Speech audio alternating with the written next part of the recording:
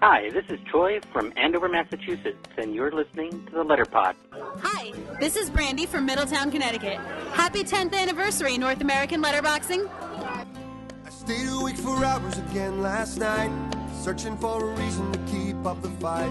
I've made choices I don't regret. I've got problems I don't get.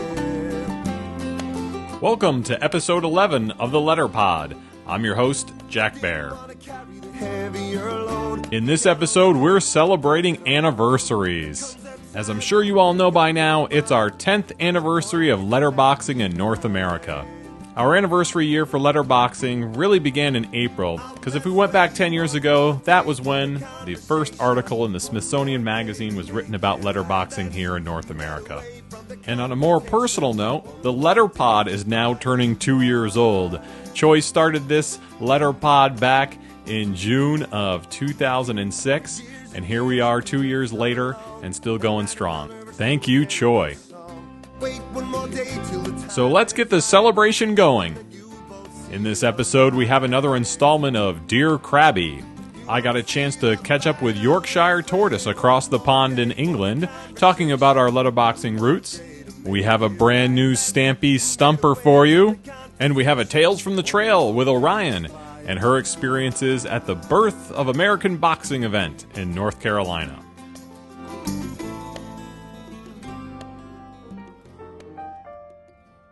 Hi, this is Orion with Tales from the Trail.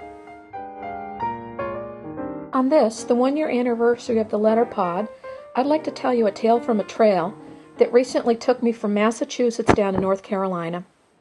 That would be the Babe event that was held by Mountain Scorpia in Hot Springs, North Carolina. It was to commemorate the 10-year anniversary of letterboxing. There was a box placed at Mac's Patch, which is along the Appalachian Trail, which most people consider to be one of the first, if not the first, letterbox. So Mountain Scorpia, being the wise woman she is, arranged to have this event held on the very day that that box was planted. My husband and I, Ron, also known as Editron, he was named by What's the Matter You, because he did the Fright Night videos, if some of you have watched. Well, anyways, Ron decided to come down with me, which was a blessing, because the trip ended up being a whole lot longer than I expected. We went through 10 states and many, many hours of being on the road. But we finally made it to North Carolina, and the first day we went to Asheville to just explore, which I must say is quite a beautiful city, and the mountains are gorgeous. Then we headed over to Hot Springs, along windy roads that reminded me a lot of amusement park rides, but the scenery was a whole lot better. So when we got to Hot Springs, we checked into our cabin, which was really, really nice. It was along the French Broad River, and you could hear it the whole time. And we immediately, we unpacked and whatnot, and Ron sat out on the porch and played guitar for a while till it got dark. Then we headed over to Flory family. They had a campfire going and a mini meat that involved s'mores, which I must say were really good. And the boys that were roasting the marshmallows were experts, I must say. Then later on, not much later on, I finally met Mountain Scorpia, which is great. She's quite a woman. I admire her very much. And one of the people I've been wanting to meet now for 3 years, and I finally did, and that would be Dixie. After I met Dixie and her wonderful daughter Mojo, I met a lot of other people, and I could go on and name them all, but it would take too long. But at that point, we all went to bed and woke up early for the event the next day. And it was held down along the river, and what Mountain Scorpia did that I really, really liked was the event stamp was this beautiful reproduction of the cover of the Smithsonian Magazine, but cut into 11 pieces, so it was a puzzle. So that was my goal. My goal for the day, well, Ron's too, was to find all those pieces. So we had met Gallant Rogue the night before, and he said that he'd be our boxing buddies that day. So we got out. We hit the trails, climbed up a mountain, saw a beautiful view of the French Broad River below. The day was just wonderful. It was warm, sunny. After we got up to the top of that mountain, we came back down to the pavilion, and I was happy to see a fellow New Englander there, and that would be Wanda. and Wanda asked us for a ride to get one of the boxes that made up the event stamp, which I consider to be quite an honor, as if you have Wanda in the car with you, you don't need GPS. So we went down the road about 1.5 miles, crossed a little tiny wooden bridge, and we were in Tennessee. Parked the car, and Wanda goes up the hill, and the next thing you know, she comes down and says, "I got Ionian." And I had to laugh because I didn't realize that was the second part of the word Smithsonian. At this point, we were hungry, so we headed back for the food, where Mountain Scorpia had all kinds of food prepared. She had made shish kebab, veggie burgers, you name it. And so we ate, and while I was eating, I got to exchange with a lot more people, which was great. And at one point, I actually met Santa Claus, which I never thought would happen. There happens to be a fellow there, and I don't know if I should blow his cover. I will say he's a friend of West Virginia Big Beard, and he was telling us tales of Santa traveling all over the world and what he'd seen, and at one point I got a wink and a ho ho ho, so that definitely made my afternoon. So after I talked to Santa for a little while and reassured him that I'd been a good girl up to this point, we decided to go off and get the rest of the event stamps that were placed on the Appalachian Trail back in town. So we went with Gallant Rogue, Flora Family, the Hornsbys, and Ron and I. And we bumped into Edatron and Artemis and Hawkeye as well. So at that point, we were walking along and we were convinced we had found Lover's Leap, and the clues were matching up, except there was no box, which is a common thing I'm sure everyone can relate. But eventually we did go a little bit further and found the box. So that was the very last one of the 11-part event stamp. So I was quite pleased. And I must say, it is the most gorgeous, big event stamp that I've ever seen. So after that, Ron and I headed into the town, and we both agreed that it reminded us a lot of the town in Northern Exposure, Sicily, Alaska. Only I would say this would be Southern Exposure, because it's in North Carolina. And the reason for that is it's just this quaint little town, one street, and a lot of the hikers from the Appalachian Trail come in at night or during the day for supplies or food. So you've got a lot of different people, adding like new character to the town. We went to dinner, had a nice dinner on a river. Well, it wouldn't be the French Broad, but it was another little river. And we watched a mama bird feed the babies, and then the cat under our table sitting there watching the birds. So that was kind of interesting. After that, we headed back and went to the officer's bungalow, which is where Mountain Scorpio, Dixie, Gallant Rogue, and others had, that's where they were. So I got to meet X Marks the Spot, who had an incredible wooden box that I could not even do justice to describe. But needless to say, it had cipher wheels, and there were 6 of them, and you had to solve clues. And I was very happy that I picked the one about Paul Revere. Being near Boston, I was able to come up with the number and open the box. But you needed to open the other 5, and when I left on Sunday morning, Dixie was still going at it, and I hope she finally got it done. So that basically is our trip. We had a great time with great people, great scenery, and I'm so glad we went. And I want to thank everyone that was involved with putting this together. Fortunately, I was able to record some stories from some of the boxers down there, and that's before my microphone broke. So I have to really apologize to Dixie. That's something that I really wanted to do and couldn't do. I was able to get a great story from Artemis, and it's a tale about dogs and cemeteries, and also how Artemis and Orion had a little encounter that didn't turn out too well for Orion. So I'll have those stories for you next time, and till then, bye. Hi, this is Veronica. And this is Tony. From Tony and Veronica in Waterford, Connecticut. We are at the Spring Into Boxing 2008 in East Hartford, Connecticut. We would like to wish happy 10th anniversary to North American Letterboxing.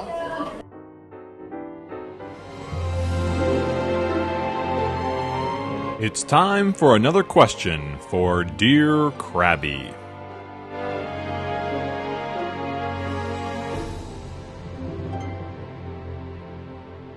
Dear Crabby, I'm having a bit of an identity crisis. Once I get to know fellow letterboxers by their real name, I'm never sure how to address them when I'm around other letterboxers in a group setting. Help! Signed, Split Personality. My dear split personality, when Ms. Crabby attends a gathering of strictly letterboxers, she thoroughly enjoys calling her colleagues by their trail names. And why not? They are so unique and chosen for special reasons that give us an insight into their intriguing personalities. Using trail names welcomes others who may be unfamiliar with those attending into your circle of conversation and exchanges. Calling them by their given names does not alert the newcomers to who in the world of letterboxing is present. They may feel less inclined to introduce themselves into a crowd of established friends. On the other hand, when Ms. Crabby meets other letterboxers in a public establishment where we are sitting amid muggles, she makes a point of using their real names and only discreetly mentioning trail names. A business's clientele may be put off by the idea of dining with the likes of Jack Bear, Funhog, Rockwench, Archimedes Screw, Blueberry, Mo Whizliz, and Der Mad Stamper. After all, Miss Crabby does not want to be known as Crabby by her non-letterboxing public. Her crustacean identity is her little secret.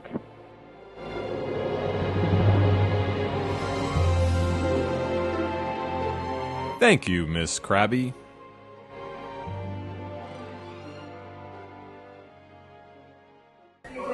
This is Warrior Woman from Narragansett, Rhode Island. 8 years of mischief in the letterboxing world and counting. Happy 10th anniversary, letterboxing! Woohoo! Next up is my interview with the Yorkshire Tortoise from Yorkshire, England.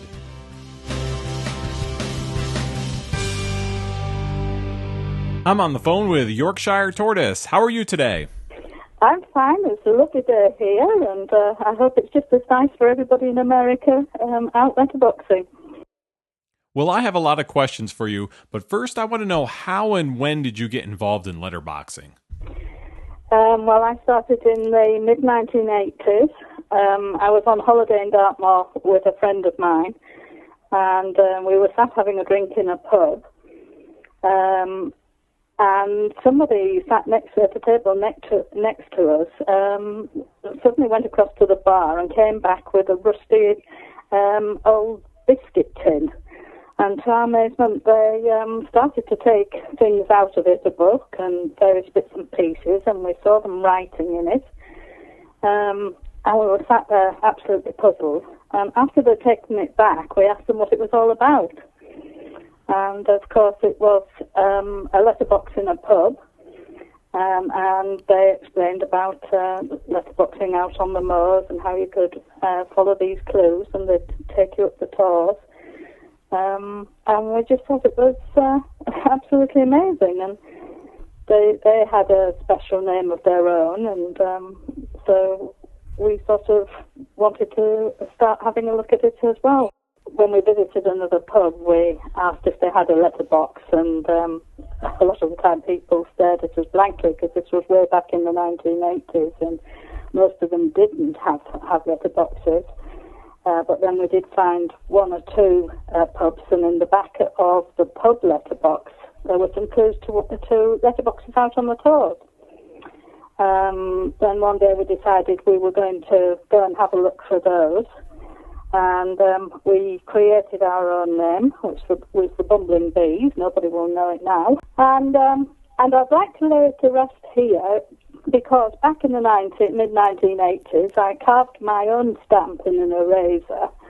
And a lot of Americans do think that we didn't do that then and don't do it now, but we do carve our own stamps, although we do buy them too. And so we set off with this hand-carved stamp to look for a letterbox on the tour. And then that was pretty amazing to be able to go out walking and then to find this thing hidden away. And really that's how I started letterboxing. That's really amazing you've been boxing so long. I mean, we're talking in terms of, 5 to 10 years for a lot of our listeners who have considered themselves boxing for a long time. You've really been at it since the 80s. Yes. Well, of course, I did have a big gap in the middle. I mean, after that, I started letterboxing on Dartmoor, found lots of stamps, but and then started to do it every holiday in southern England. But then I had a big gap where I'd slipped a disc and wasn't able to get out walking. And when I came back, it was amazing to me to discover, to travel to America, and that you've got letterboxes over there. How is letterboxing in England different from letterboxing in the U.S.? What do you think are some major differences? Well, the obvious difference is in the names, because apart from a traditional letterbox, you have hitchhikers and cooties, and anybody British would look at me in amazement if I started talking about a hitchhiker and a cootie. And yet, of course, we have exactly the same type of boxes. It's just that we call them by a different name, so that's an obvious difference. I think mostly you were on the internet, and by and large, we don't use the internet for finding clues. And I think that's really because it started so long ago in Dartmoor, and the clue lists were already, the system for obtaining clues was already well established and working well. There was never the need to put them on the internet, and they just carried on without that. So that I think that's a big difference. You're very much more internet-based over in America. Do you think since letterboxing has developed over the last 10 years in North America, it has influenced or changed how letterboxing is done in England in any way? By and large, I don't think it has. We still mostly letterbox out in the open countryside. But I think what it has done is made people that do come across it more aware that there are little pockets of ones that can be planted in urban areas. And that is something that you don't find so much in England. I do think that's possibly come from America. And also those that do go on the internet for letterboxes become more aware of things like American letterboxes seem to have really gone into the hand-making logbooks, which we don't do over here. I think they've really taken various areas of letterboxing and produced so many different varieties of letterbox and created so many different things within the letterboxes as well that we don't have here. I think we're still quite based on a traditional letterbox. But we're finding more and more people trying them out as they come across it. But it's definitely an American influence that's making us try those things out. I think probably most North American letterboxers dream of going to Dartmoor. But can you tell us about letterboxing in other parts of England, like in the North York Moors? Yes, well, of course, there's a large amount on Dartmoor, and there also they scavenge for them, which means that you don't really need a clue. You can just hunt around for them. But I think the North York Moors was the first large number of letterboxes away from southern England. And it is still open moorland like Dartmoor, but you would be unable to find the letterbox without a clue in those areas. And I think most other areas of Britain as well, you would actually need clues to find, which I think is much as it is in America. There's quite a lot on the North York Moors. They started there in the very end of 1989 and the beginning of 1990, and we have a big group there, and a badge to be obtained, just as they do in Dartmoor. There's also the Lake District is a big area, and Scotland it's also a big area where there are letterboxes. And just recently, the last couple of years, the numbers are certainly growing there, and well worth a visit. And you're able to find large numbers of letterboxes, because there always have been other places, like on top of mountains, where you could find maybe 2 or 3 letterboxes, but of course those were for the really serious hikers. It was the highest mountain in Wales, and the highest mountain in Scotland has probably had letterboxes on it from much earlier than, say, the North York Moors. But serious numbers of letterboxes. I think the North York Moors was probably the first based away from southern England. You have over 100 letterboxes planted that you list on Atlas Quest, mostly in England, but also some in the U.S. Why did you choose to go international in the listing of your letterboxes? Well, that really was Atlas Quest, because when I came back to letterboxing and went onto the internet and I just entered letterboxing, and of course it came up with Atlas Quest. And Ryan had made this fantastic website that seemed to have remembered the roots of letterboxing in Dartmoor, and his virtual logbooks, and with the virtual badges that you got when you'd found a certain number of letterboxes, just seemed to be so based on how it really is in real life. And that led to the message boards, and then I started chatting to people in America, and that just seemed so amazing to me, to be virtually talking to people halfway across the world. And then, of course, we said, oh, look, why don't we swap boxes? And, we'd love to do that. And so I made a box, and we swapped it. In fact, I hadn't heard of letterboxes being planted out of an area, really, before, except for where you planted them. So I think in America it has become rather more common than it was here for letterbox heirs to make letterbox heirs to send to another part of the country, probably because you're such a huge country in America. And so I started to exchange a letterbox with 1 or 2 people, and then there was various events that we thought it would be great fun to exchange letterboxes, and it really went on from there. One of the things that I do have great fun in making is fleas, which is something we don't have in England, but in America apparently they're just starting. They're a sort of cootie. And I love these fleas going around across to America, and that's the one reason why I make a flea rather than a cootie, because I can actually post them across the pond.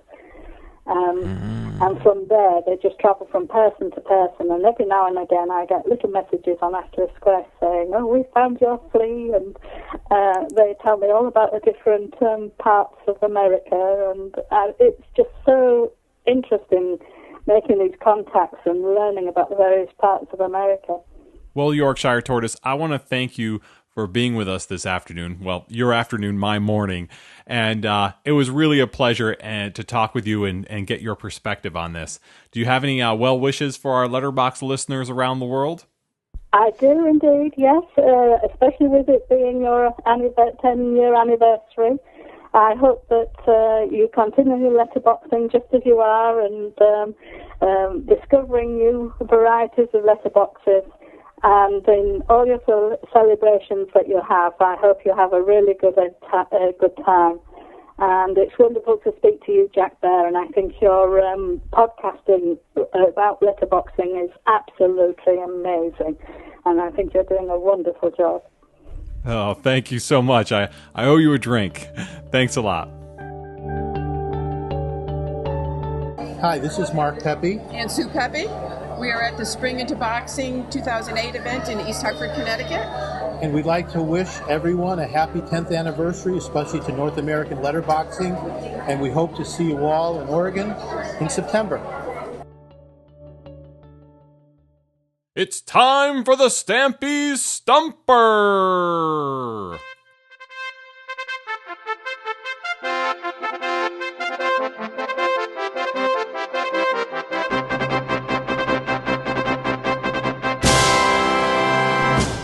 Place that you go for your carving needs, where it's a place that will ship it with lightning speed, and the price is so good you'll be on your knees on the web. Order from Stampeaz for your stamps, for your fleas, for your LTCs. What's a site that makes ordering such a breeze, and the image on the invoice is sure to please on the web. Order from Stampeaz if you're stuck in a rut with a nib or a cut, and you're feeling like you don't know what you can do to pursue a breakthrough. Get a clue and just order you some peasy cut, and you can prove to the world that you are the best. If you can solve the Stampeaz Stumper contest. To find better stock, you would be hard put. You can get new knives, you can get logbooks, you can get ink pads that are black as soot at Stampeaz, because you get Webfoot, where's the place that you go for your carving needs, where's the place that will ship it with lightning speed, and the price is so good you'll be on your knees on the web. Order from Stampeaz. Welcome to the Stampeaz Stumper. If you can solve our riddle, puzzle, or trivia, you might win a $10 gift certificate to Stampeaz.com. Remember to mention the Letterpod in your next order to Stampeaz.com, and you'll receive a special stamp on your invoice from Webfoot. Last episode, we had a tough riddle submitted by Finstar. We had several entries, but only 2 that were correct. The correct answer was the 5 states west of the Mississippi River, namely Minnesota, Iowa, Missouri, Arkansas, and Louisiana. And our winner is Maribel! Our runner-up, who will receive a Letterpod patch, is Mama Cash. Now, on to this episode's Stampeaz Stumper. Listen closely as Lundy and his very special guests tell us the Stumper. Hi, this is Lundy. I'm at the Spring Into Boxing 2008 Letterbox Gathering in Hartford, Connecticut, and I'm here with Mark and Sue Pepe. How are you folks doing today? We're doing great. How about you? We're having a great time. This episode, Stampeaz Stumper, I'm wondering if you guys could come up with a simple little trivia question that we could ask our letterboxing friends out there. Maybe something to do with the early days of letterboxing. Sure, I think I have just a question. Okay, what would that be? Everyone knows how into old letterboxing history we are and how we've tried to preserve it on our website. And we were wondering if your listeners could tell us the name of the pub where that first letterboxing gathering was held back in 1999. You might want to use Mark's blog for a clue. Well, I don't even know if I can come up with that one. I might have to go back to your blog and research that one myself. That's okay. We love visitors.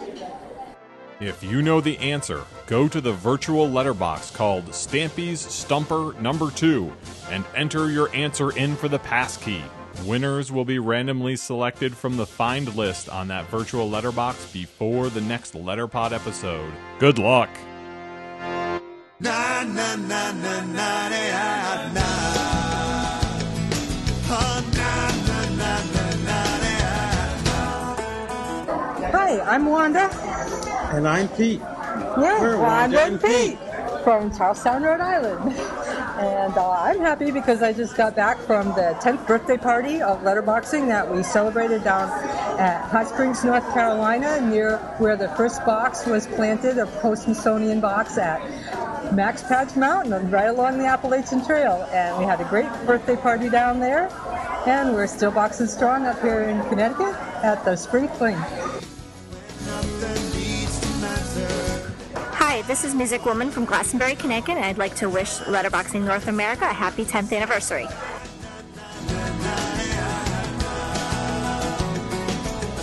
Hi, this is Bluebird, coming to you from East Hartford in the Spring Into Boxing 2008 gathering. I'd like to say happy 10th anniversary to Letterboxing North America that has brought me so much joy, especially in solving mysteries and getting to interesting places I never would have gone. So, happy anniversary!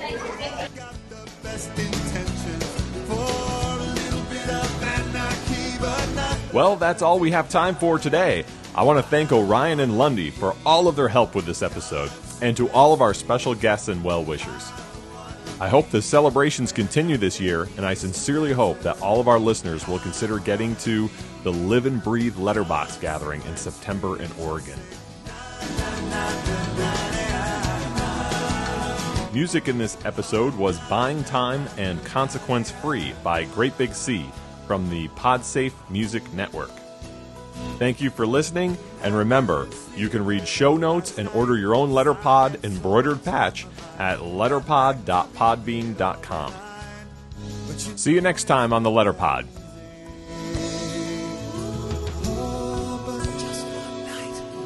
Wouldn't it be great if the bad just never ended?